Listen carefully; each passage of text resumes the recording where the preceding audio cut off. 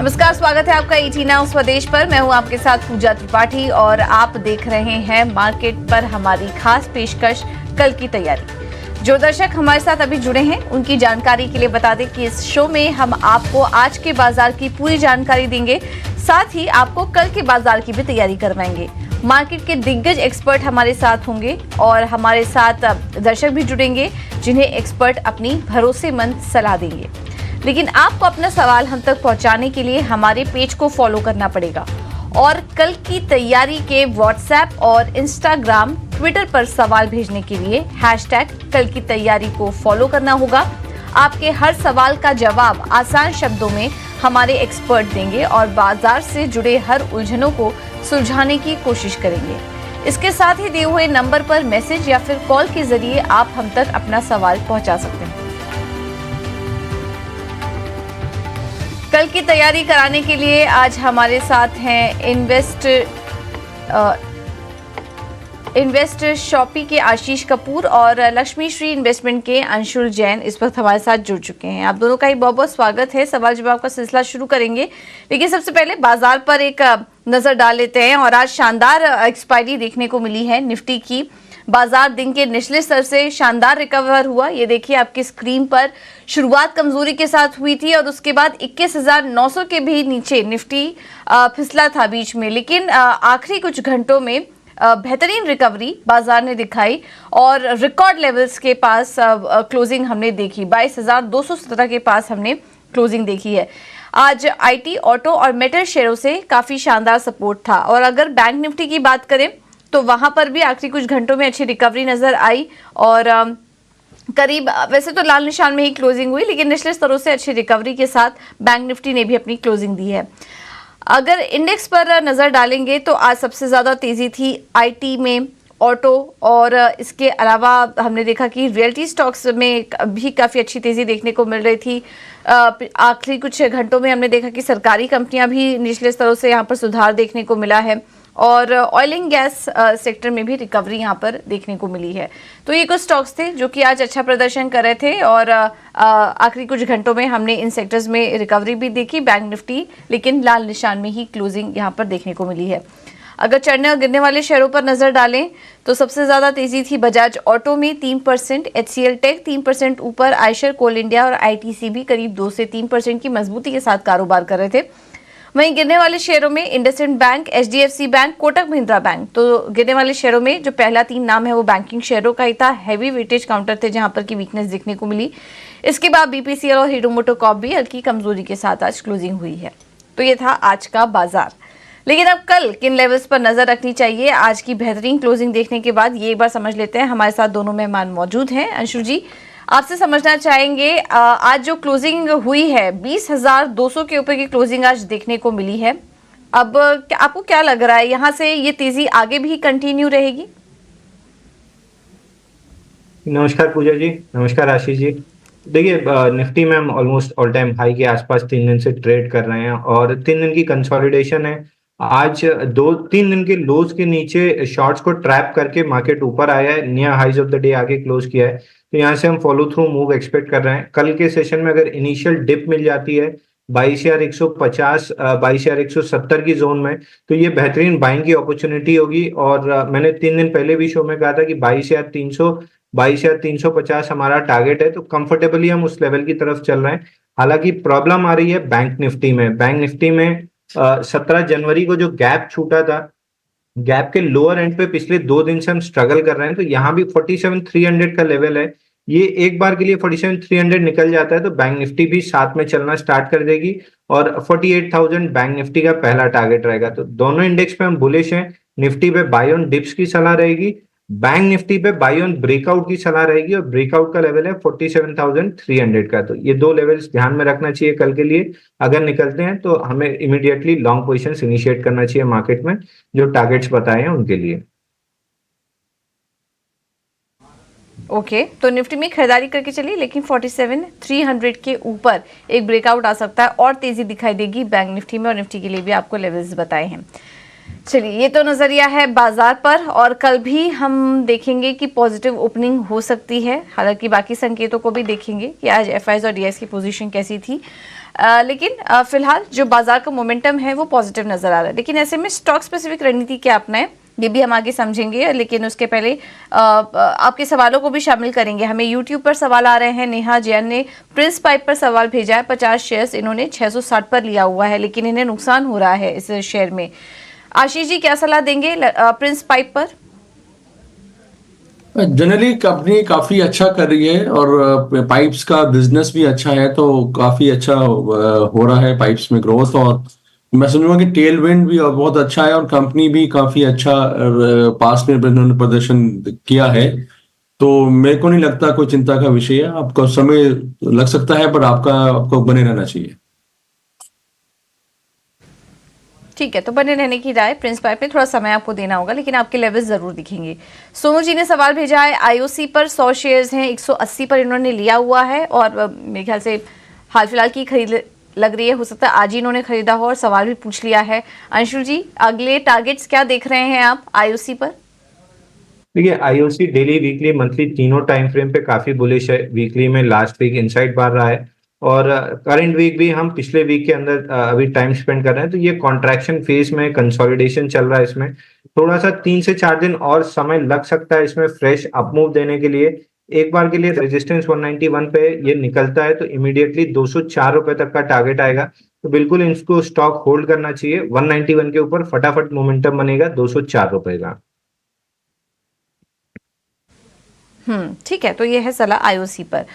कोलकाता से उमेश जी ने सवाल भेजा है, आइडिया फोर्ज है इनके पास 50 शेयर्स 800 के भाव पर और यूपीएल भी इन्होंने लिया हुआ है 50 शेयर्स 555 पर इन्होंने लिया हुआ है। आइडिया फोर्ज में नुकसान हो रहा है इन्हें, और यूपीएल की बात करें तो वहां पर भी इन्हें 3000 के आसपास का नुकसान ही झेलना पड़ रहा है। आशीष जी दोनों स्टॉक्स पर क्या सलाह होगी आपकी? देखो, यूपीएल तो मेरे को बिल्कुल पसंद नहीं आ रहा, क्योंकि बहुत सालों से इसका ना सिर्फ शेयर का परफॉर्मेंस, कंपनी का भी परफॉर्मेंस कोई में कुछ भी सुधार नहीं हो रहा। और काफी वो सरप्राइजिंग बात ये भी है, क्योंकि इस दौरान जो बाकी केमिकल्स फर्टिलाइजर्स जुड़ी कंपनी हैं उन्होंने बहुत अच्छा प्रदर्शन किया है और कहीं का कहीं स्टॉक्स चले गए हैं और इन्वेस्टर्स के बहुत अच्छे रिटर्न्स आए हैं। तो लगातार अंडर परफॉर्मिंग लूजिंग स्टॉक है। और जैसे ने बताया कि परफॉर्मेंस भी इनकी किसी बहुत हमेशा चर्चा में रहता है, इनकी हमेशा कुछ ना कुछ अच्छी बात बोली जाती है पर कभी भी वो इम्प्लीमेंट नहीं होती या नजर नहीं आती रिजल्ट्स में। तो कंप्लीट अवॉइड है मेरे मुताबिक, और आप जल्दी जल्दी निकल के कहीं और अपना निवेश डालें तो बेटर रहेगा। तो ये है सलाह यूपीएल और आइडिया फोर्ज पर। अगला सवाल ले लेते हैं। चित्तौड़गढ़ से हमें लोकेश आचार्य जी ने सवाल भेजा है, एसबीआई है इनके पास 300 शेयर्स 128 पर इन्होंने लिया हुआ था। काफी पुराने निवेशक लग रहे हैं। एसबीआई में इन्होंने जब खरीदारी की होगी उसके बाद एक लंबा समय दे चुके हैं और क्लियरली उसका फायदा भी इनको यहाँ पर इस स्टॉक में हो रहा है। 1 लाख से ज्यादा लगभग 2 लाख का मुनाफा इनको इस स्टॉक में हो रहा है।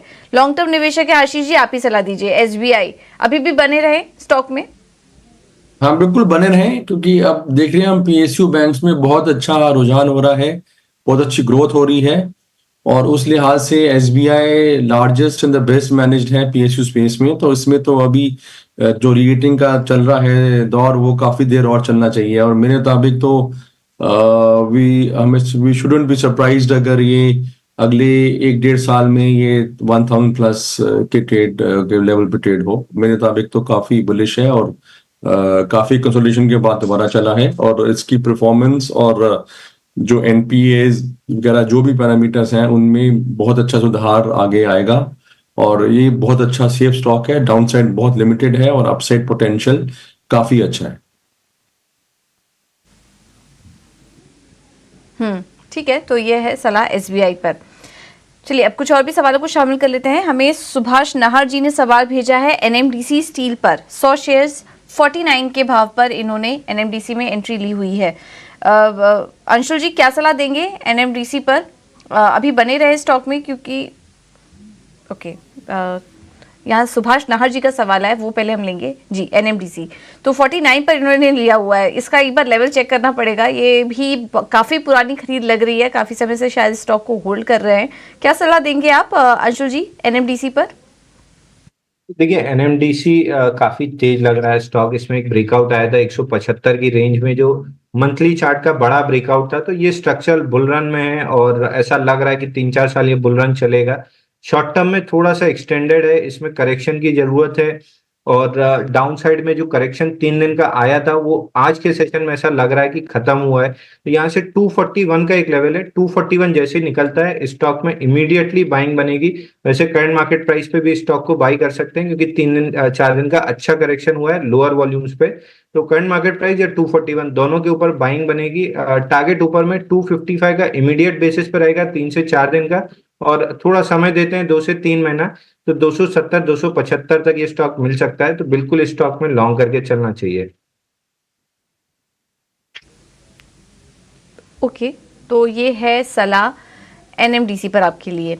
अमित जी ने सवाल भेजा है बीपीसीएल पर, 100 शेयर्स 644 पर इन्होंने लिया हुआ। ये भी इनकी जो खरीदारी है वो हाल फिलहाल की लग रही है, थोड़ा ऊपरी स्तर पे ले लिया है। बीपीसीएल का स्टॉक भी काफी चला, लेकिन हम यहाँ पे कुछ करेक्शन भी देख रहे हैं। अंशुल आप ही सलाह दीजिए, बीपीसीएल में क्या करें? 644 पे लिया था इन्होंने, तो इनको अगले टारगेट्स और स्टॉप लॉस भी सुझाइए।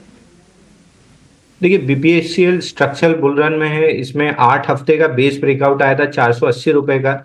3 हफ्ते कंटिन्यूअस बाइंग रही 670 तक। तो अब 2 से 3 हफ्ते कंसोलिडेट करेगा, नीचे 580 ऊपर 670, इस रेंज के अंदर ये प्रोबेबली 3 से 4 हफ्ते कंसोलिडेट करके नेक्स्ट लेग ऑफ ब्रेकआउट में 750 से 780 तक जा सकता है। तो थोड़ा सा इनको पेशेंस रखना होगा, बट 740 780 दो टारगेट इनको आराम से मिलेंगे। केवल एक स्टॉप लॉस लगाना है 580 रुपए का क्लोजिंग बेसिस पे। अगर उसके नीचे क्लोज करता है तो एक बार एग्जिट करना पड़ेगा। थोड़ा सा डिप में ऐड भी कर सकते हैं 600 के अराउंड 740 780 के टारगेट के लिए। ओके, तो ये है सलाह बीपीसीएल पर, होल्ड करने की सलाह आपको दी जा रही है। टारगेट और स्टॉप लॉस का भी ध्यान रखिए। रॉकी ठक्कर जी ने सवाल भेजा है जुबिलेंट फूड पर, 10 शेयर्स हैं, 565 पर इनकी खरीद है। यहाँ पर भी इनको हल्का नुकसान हो रहा है, 492 पर स्टॉक इस वक्त कारोबार कर रहा है जुबिलेंट फूड वर्क्स का। आशीष जी क्या सलाह होगी? हम पिछले काफी समय से देख रहे हैं स्टॉक एक रेंज में ही है, बहुत ज्यादा कुछ एक्शन नहीं दिख रहा है, और जनवरी से लेकर अभी तक देखेंगे तो डाउन ट्रेंड में ही है, करीब 12% की गिरावट ये स्टॉक दिखा चुका है।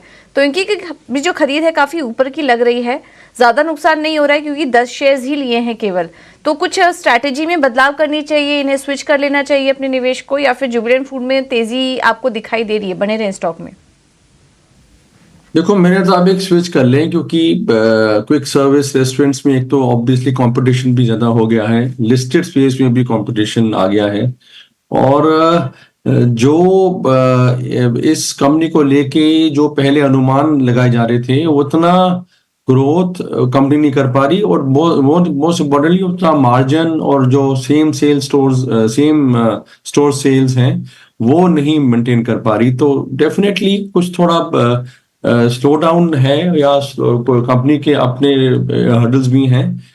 तो अब जब तक ये सब क्लियर नहीं होता, क्योंकि इसका वैल्यूएशन अभी भी सस्ता नहीं है डिस्पाइट अंडर परफॉर्मेंस जो कुछ से चल रही है। तो मेरे को तो यही समझ आएगा कि निकल के कहीं और पैसे डालना बेटर रहेगा। निकल जाइए। तो आशीष जी कोई स्टॉक सुझाएंगे आप इन्हें? स्टॉक मेरे हिसाब से तो आप आईटीसी ले सकते हैं, क्योंकि आईटीसी काफी देर से कंसोलिडेट कर रहा है और काफी अच्छे लेवल पे है। तो आप सेम कंजम्पशन स्पेस में ही है, तो आप आईटीसी ले सकते हैं। ठीक है, तो आईटीसी बेहतर लग रहा है। आज शानदार तेजी भी देखने को मिली थी, करीब 2.5% ऊपर था। तो आप मौजूदा स्तर पर भी एंट्री ले सकते हैं। जुबिलेंट फूड वर्क्स आपको क्योंकि ज्यादा नुकसान नहीं हो रहा है तो निकल जाना ही बेहतर रणनीति होगी इस शेयर से। चलिए अब अगले सवाल को शामिल करते हैं।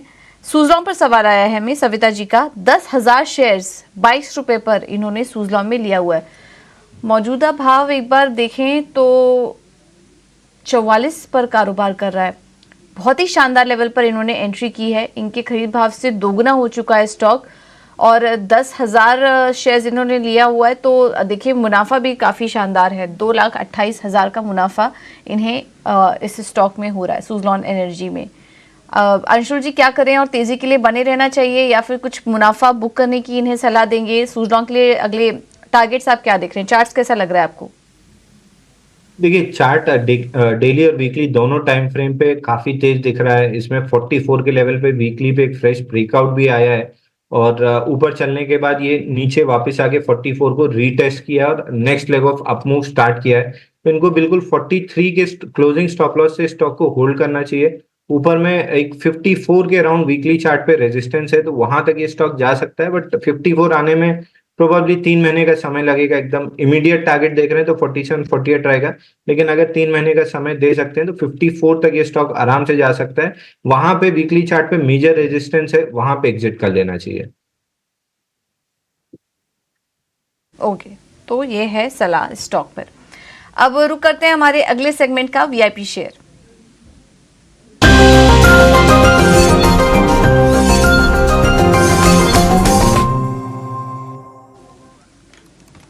आशीष जी सबसे पहले आपसे शुरुआत करेंगे, आपका वीआईपी शेयर बताइए। पहला शेयर जो मैं सजेस्ट करूंगा वो है आईटीसी। इसमें जैसे मैंने अभी बताया कि इसमें मेरे मुताबिक काफी अच्छा लेवल है ये अब निवेश करने के लिए, और स्टॉक ने अच्छा खासा कंसोलिडेट कर लिया है और 6 महीने में एक 440 का मिनिमम टारगेट है जो कि आना चाहिए, जो कि यहाँ से अराउंड 10% का अपसाइड दे रहा है। और ये 6 महीने भी एक स्ट्रेच टारगेट टाइम फ्रेम है, इससे जल्दी भी काफी आ सकता है। दूसरा हमने देखा है कि रियल एस्टेट में काफी अच्छी मूवमेंट्स आ रही हैं, डीएलएफ से नीचे लेके सारे स्टॉक्स में, तो उसमें ओवरऑल रियलिटी में सलाह होगी लेने खरीदारी करने की। और इसका लक्ष्य 1500 का होगा, जो कि अगेन 6 महीने की होल्डिंग के साथ है। ओके, ओबरॉय रियल्टी 1500 के टारगेट के लिए आईटीसी भी अच्छा लग रहा है, यहाँ पर आप खरीदारी करके चल सकते हैं। अंशुल आपके वीआईपी शेयर्स बताइए। देखिए मैं पहला स्टॉक दूंगा एनएमडीसी। अभी हमने क्वेश्चन आंसर में डिस्कस किया था कि एनएमडीसी में एक 4-5 दिन का करेक्शन जो पेंडिंग था वो कंप्लीट होके आज कुछ हद तक रिवर्सल दिया है।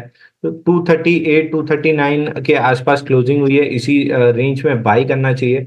235.50 का स्टॉप लॉस रहेगा और 244.50 का एकदम इमीडिएट टारगेट रहेगा अगले 2 से 3 दिन के लिए। दूसरा स्टॉक मैं मिड कैप कैटेगरी में दूंगा एसएमसी ग्लोबल। देखिए ब्रोकरेज स्टॉक सारे चले हुए हैं, एसएमसी थोड़ा सा लैग कर गया था और अब इसमें एक बड़ा वीकली चार्ट पे ब्रेकआउट आया है 120 रुपए का और फॉलो थ्रू मूव लेके कंसोलिडेट किया है। नेक्स्ट लेग ऑफ रैली के लिए एकदम तैयार है। करंट मार्केट प्राइस 134 के अराउंड बाई करना चाहिए। 128.50 का क्लोजिंग स्टॉप लॉस रहेगा और 150 रुपए 50 पैसे का 1 से 1.5 हफ्ते में टारगेट मिलेगा, लेकिन 2 से 3 महीने अगर इस स्टॉक को समय देते हैं तो 190 195 रुपए तक के लेवल मिल सकते हैं। ठीक है, एसएमसी ग्लोबल 150 के लक्ष्य के लिए आप तेजी करके चल सकते हैं और एनएमडीसी पर भी नजर रखिए। अंशुल जी, आशीष जी, बहुत बहुत धन्यवाद आप दोनों का ही समय देने के लिए और तमाम स्टॉक्स पर अपनी रणनीति भी सुझाने के लिए। फिलहाल इस बुलेटिन में इतना ही, लेकिन आप बने रहिए हमारे साथ, खबरों का सिलसिला आगे भी जारी रहेगा। नमस्कार।